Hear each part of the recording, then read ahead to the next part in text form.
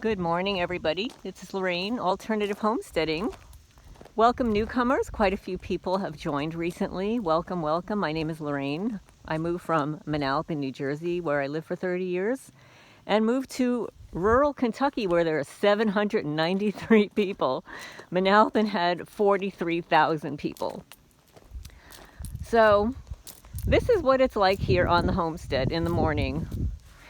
We've got a lot of wind right now, very breezy, extremely humid. It's supposed to be 85 degrees today, and we are expecting rain later.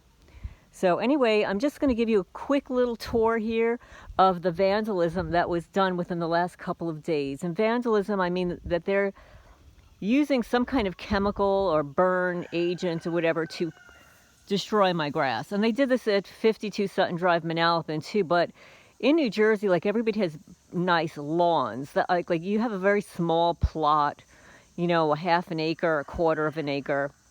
So when somebody's doing this on your sod, which is very expensive grass, it's really disturbing. But it's disturbing here too, because they're doing this now. Here, watch, look. Here and here. And this is happening overnight. So, hello, yes, Trey, that's Trey Gowdy. And excuse my blurry camera, this is my old phone, the one that they're destroying. And we've got a mommy barred rock here with a little baby chickie poo, which looks very, can we see? Can I take a picture? No? Okay, all right, I'll leave you alone. And then the criminals, yes, then they did one close to my house. You know, they've got to do close to my house to get my attention. Here's one. Here. And then here.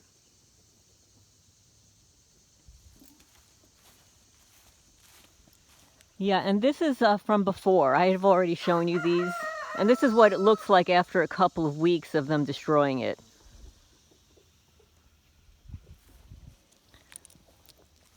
And here too.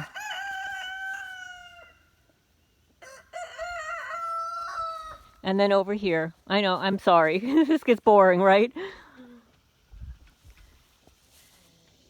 So now, normally, I mean, I know a lot of homesteaders, they don't really care about their grass.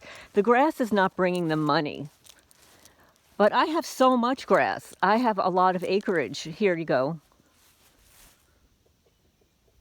And I'm only one person. It's very difficult to farm some of this grass because it really does need to be taken care of, meaning I need to get a powerful tiller and till all of this up to create a place where I can grow food. The former owner was remarkable in that he built all of these little buildings, and that's what he did. He did not have animals. He didn't have farm animals. He did not grow anything in his later years. I'm told that at one time, many years ago, he grew corn. I'm not exactly sure where he grew it, because I'll tell you that the dirt here, the soil here, when you dig, there's rock everywhere. There's a good reason that there's rock everywhere, and it's a good thing that there's rock everywhere because I live at the bottom of a forest, literally. I mean, when you look up here, it only goes up. I mean, there's a flat plateau there where the former owner had a mobile home trailer and he was living, but anything above that is a mountain. It's a hill. It's elevated. And the properties around here, some of them are flat, but many of them are tucked into hills, just the way you would see like in California. In California, like Beverly Hills, the homes are tucked into hills and I'm actually considered to be in the valley around this national forest, but I will show you. I was going to go to the gate to open it because I'm going to have some delivery soon.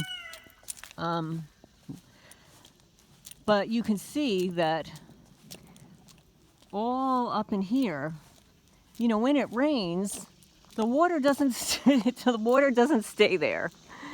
I mean, it absorbs what it can, but then even the weight of the water comes down It comes down into the field and then trickles into the stream or little creek, or I don't even know what to call it.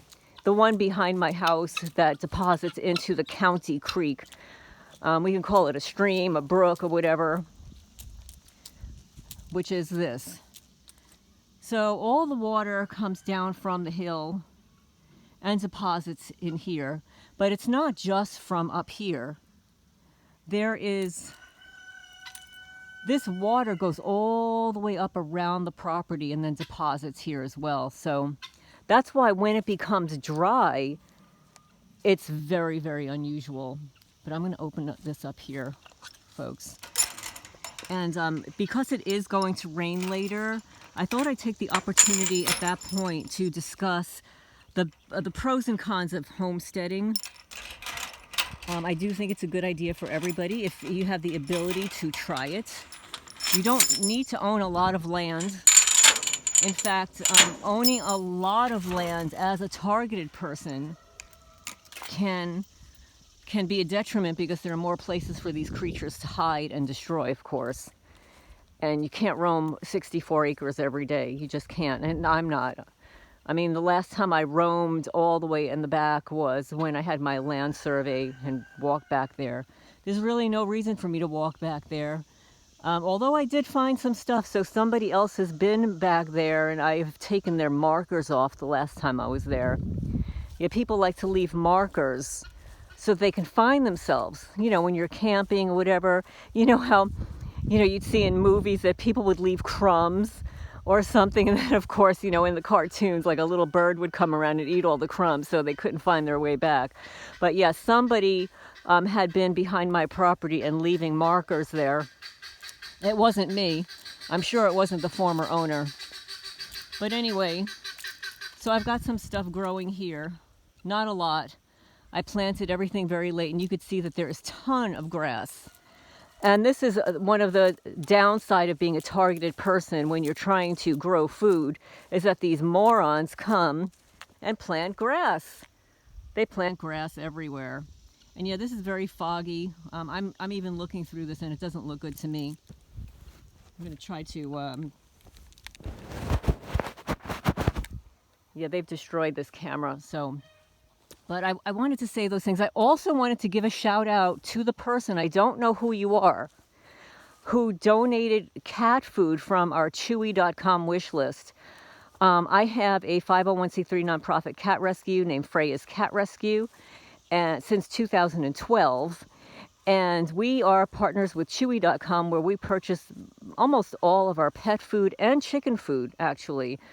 So thank you so much, because I will say, because we had that unexpected heating element intentionally destroyed, and having an electrician here as well, it costs quite a lot of money. I mean, cumulatively, it cost me $650. So I canceled all of our auto ships for the month of July. So thank you so much to the person who donated pet food. I very much appreciate it. Thank you. And I did post in the community section, community tab of this channel, information about Chewy.com. When you purchase a gift card for us, whether it's $10 or $20 or whatever, when I receive a copy of the gift card notification, I receive your name. But a lot of times when people purchase from the wish list, I don't know who it is. So I'll have to contact Chewy and find out. But some people donate anonymously, which is fine. I also want to let you know that anything that you donate is tax deductible. So you can keep your receipt and write it off on your taxes. So anyway, these are 3 little babies. They're the little black one was born a week later than the other 2, so they're getting quite big and brave and bold and wandering around, and their mom is hiding right now.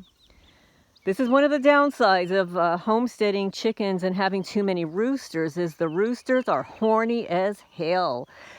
From morning, noon, and night, all they want to do is get laid.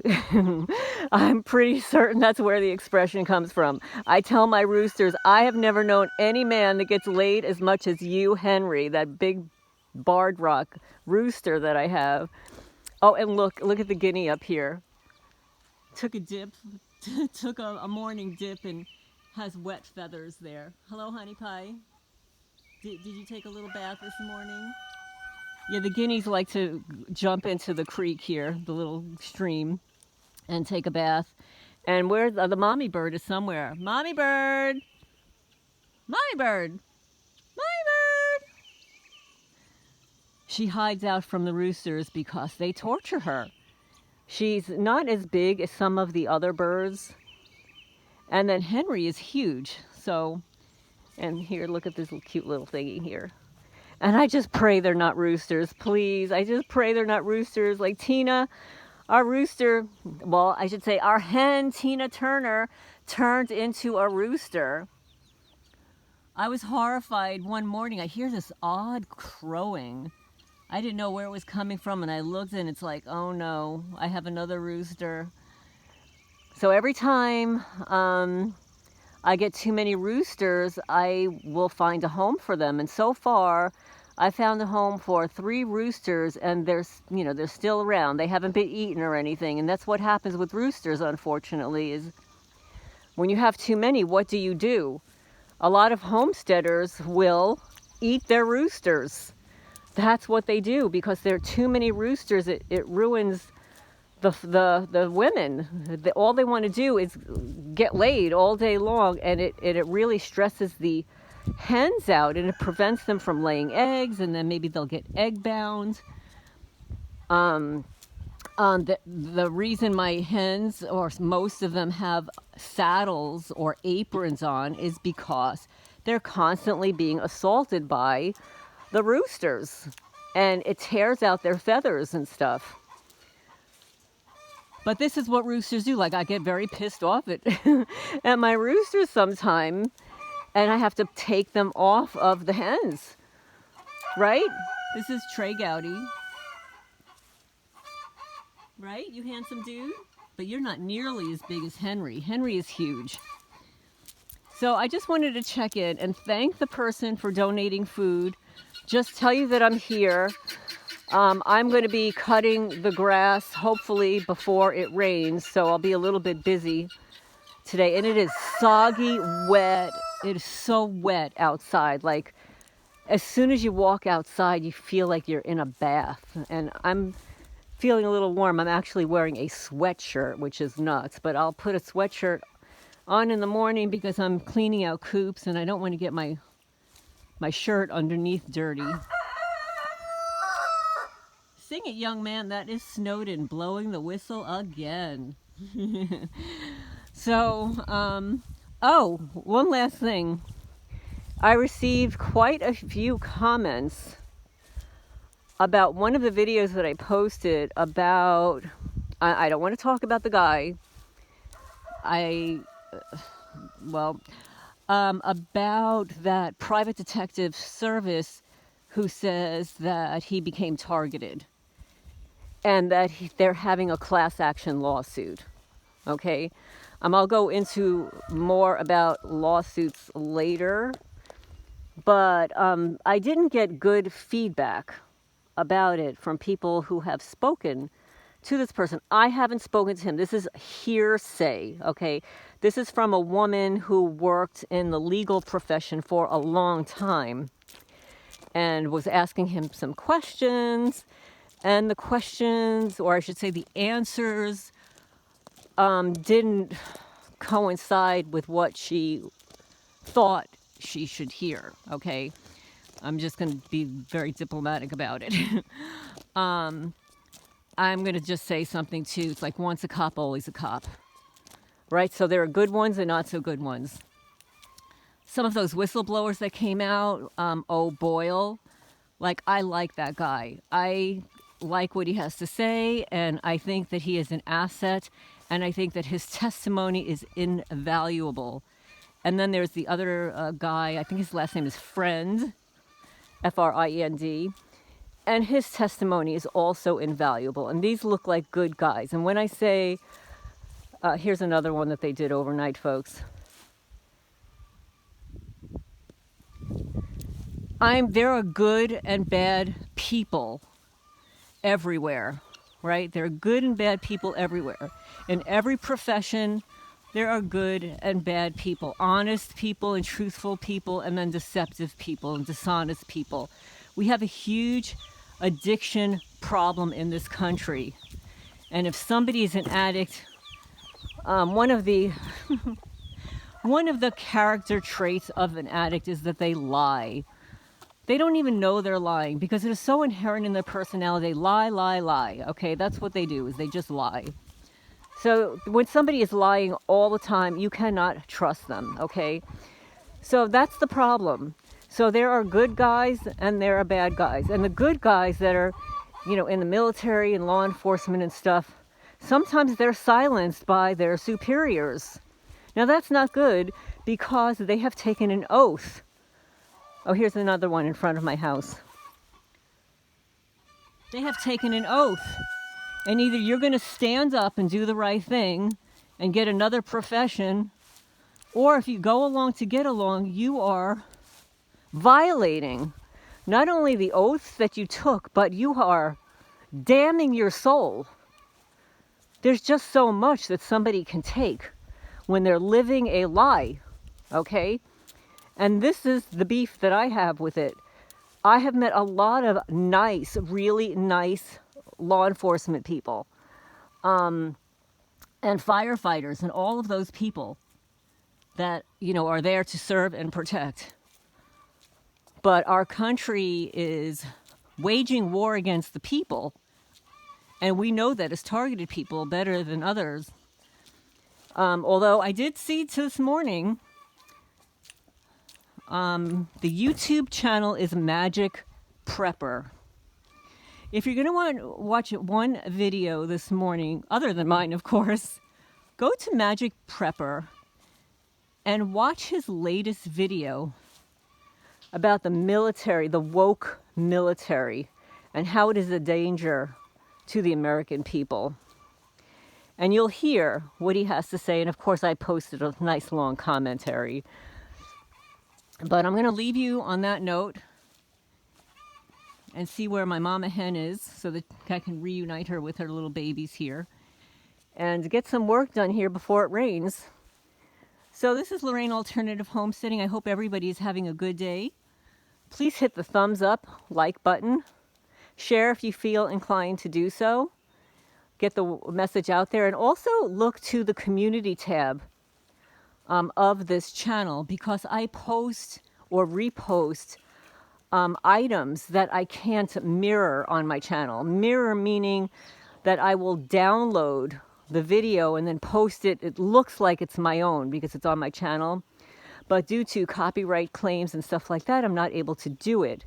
But I am able to copy it to the community tab. So periodically check the community tab. And please remember to hit the notifications bell so that you're notified when a new video is posted. And I will talk to you later. Lorraine signing off for now.